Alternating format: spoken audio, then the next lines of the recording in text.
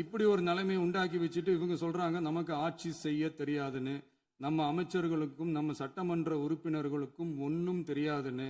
ஆமாங்க, எங்களுக்கு தெரியாதுதான். எங்க சட்டமன்ற உறுப்பினர்களுக்கும் அமைச்சர்களுக்கும் மக்கள் பணி செய்ய தெரிஞ்ச அளவுக்கு மக்கள் பணத்தை சுருட்ட தெரியாதுதான்.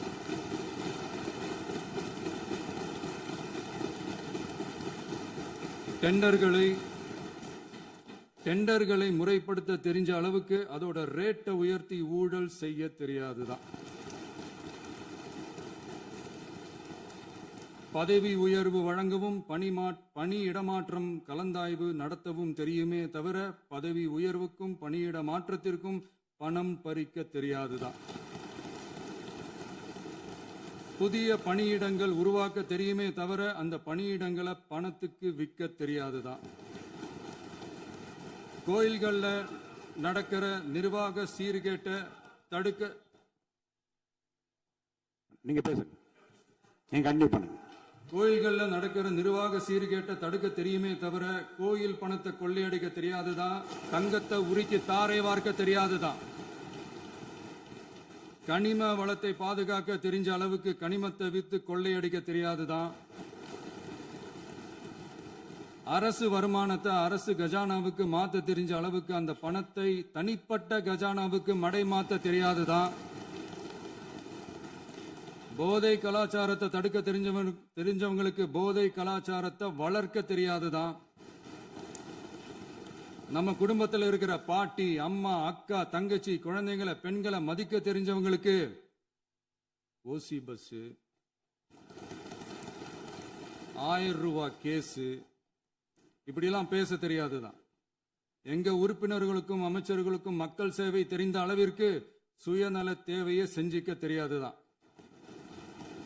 அதனாலதான் சொல்றோம், எங்களை பார்த்து எதுவும் தெரியாதுன்னு சொல்றவங்களுக்கு சொல்றோம், இதெல்லாம் எங்களுக்கு தெரியாதுதான். உங்களை மாதிரி முறைகேடுகளை செய்யறத நாங்க தெரிஞ்சுக்கவும் போறதில்ல, தெரிஞ்சுக்கவும் ஆசைப்படல. அத கடைசி வரைக்கும் எங்களுக்கு தெரியாமலே இருந்துட்டு போகட்டும். அதனால நாங்களும் எங்க மக்களும் வெரி வெரி ஹாப்பி தான். மாண்புமிகு பேரவைத் தலைவர் அவர்களே, எதிர்ப்பவர்கள் எதிர்க்கட்சி என்பதற்காக எங்கள் ஆட்சி மீது 1000 பழி போடலாம். ஆனாலும் தமிழக மக்களுக்கு உண்மையை உணர்த்த வேண்டியது நம்மளோட கடமை. மின்வெட்டை பொறுத்தவரை தமிழ்நாடு மின்மிகை மாநிலமாக இருந்தாலும் கடந்த காலங்களில் ஏற்பட்ட நிர்வாக குளறுபடிகளும் மின்சார சாதனங்கள் மற்றும் மின் மாற்றிகளில் ஏற்படும் பழுதாலும் வேண்டுமென்றே சிலரின் நடவடிக்கைகளாலும் இந்த மின்வெட்டிற்கு காரணமாக உள்ளது. மின் விநியோக மீட்பு நடவடிக்கைகளை ஒருங்கிணைப்பதற்காக எதிர்பாராமல் இரவு நேரங்களில் ஏற்படும் மின் தடங்களை விரைந்து சரி செய்வதில் 10 உயர்மட்ட கண்காணிப்பு குழுக்கள் மற்றும் 125 சிறப்பு மின் தடை நீக்க ரோந்து வாகனங்கள் வழங்கப்பட்டு 24 மணி நேரமும் கண்காணிக்கப்படுகிறது.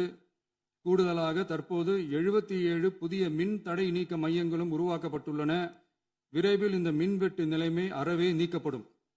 மாண்புமிகு பேரவைத் தலைவர் அவர்களே, நம்ம விவசாயிகள் எல்லாரும் நம்மளை நல்லா புரிஞ்சுக்கிட்டு தமிழக வெற்றி கழகத்தை ஏத்துக்கிட்டாலும் எதிர்கட்சிகளோட தூண்டுதலால சில இடங்கள்ல சில போராட்டங்கள் நடக்குது.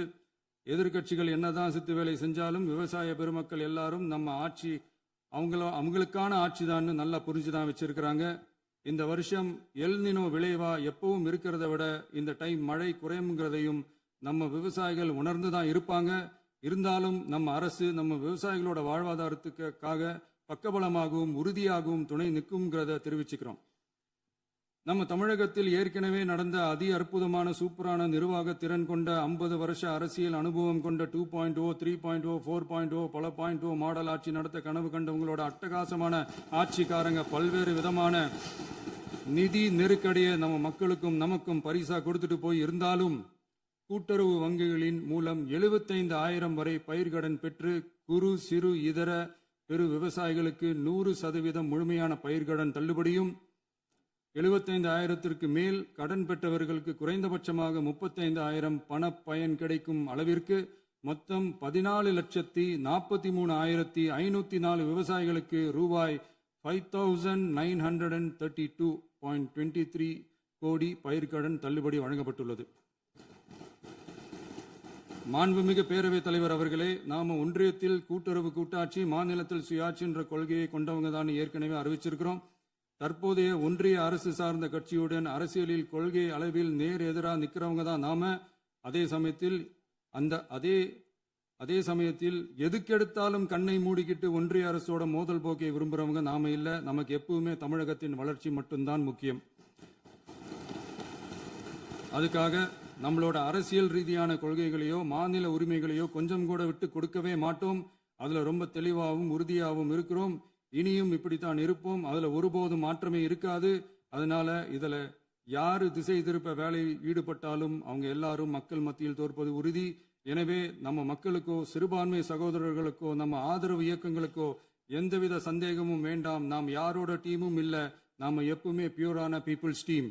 இன்னும் சொல்ல போனா நாம secular team, social justice team. மாண்புமிகு பேரவைத் தலைவர் அவர்களே, அரசு விழாக்கள், கல்வி நிறுவனங்கள் மற்றும் பல அதிகாரப்பூர்வ நிகழ்ச்சிகளோட தொடக்கத்துல நம்ம தமிழ்தாய் வாழ்த்த பாடுறது தான் வழக்கமா இருக்கு. தமிழ்தாய் வாழ்த்த பொறுத்த வரைக்கும் நம் அரசு இதுல நம்மளோட உறுதியான நிலைப்பாட்டை ஒன்றிய அரசுக்கு மிக தெளிவா தெரிவிச்சிருக்கு. அது இல்லாம இதில் மாநில அரசின் கொள்கைக்கு ஏற்ப ஒன்றிய அரசின் அறிவிக்கையில் திருத்தம் மேற்கொள்ள கோரிக்கையும் விடுக்கப்பட்டுள்ளது. நீட் தேர்வை பொறுத்தவரை கிராமப்புற மற்றும் பொருளாதார ரீதியாக பின்தங்கிய மாணவர்களுக்கு சமமான வாய்ப்பை வழங்குவதில்லை. மருத்துவ கல்வியில் சமூக நீதி மற்றும் சம வாய்ப்பை நீட் பாதிக்கிறது என்பதை உணர்கிறோம். எனவே மருத்துவ படிப்புகளுக்கான சேர்க்கையை 12ஆம் வகுப்பு மதிப்பெண்களின் அடிப்படையில் நடத்த வேண்டும் என்று நமது அரசு வலியுறுத்தி வருகிறது. மத்திய அரசிடம் நீட்டிலிருந்து தமிழ்நாட்டிற்கு விலக்கு வழங்க வேண்டும் என்று கோரிக்கை விடுத்துள்ளது. மாண்புமிகு பேரவைத் தலைவர் அவர்களே, பேரறிஞர் அண்ணா அவர்கள் தலைமையிலான அரசு 1968இல் இருமொழி கொள்கையை நடைமுறைப்படுத்தியது. தமிழ் ஆட்சி மொழி, தமிழ் மொழியை பாதுகாப்பது, மாணவர்களுக்கு ஆங்கிலத்தின் மூலம் உலக அளவிலான வாய்ப்புகளை வழங்குவது, எந்த ஒரு மொழியையும் கட்டாயமாக திணிப்பதை தவிர்ப்பது மற்றும் எதிர்ப்பது, நிலத்தின் மொழி மற்றும் பண்பாட்டு அடையாளத்தை பேணுவது என்பதை நம் தமிழக வெற்றிக் கழக ஆட்சி ஏற்றுக்கொண்டுள்ளது. எனவே தமிழ்நாட்டில் தமிழ் ஆட்சி மொழி மற்றும் இருமொழி கொள்கை என்பதில் நமக்கு மாற்று கருத்தே இல்லை.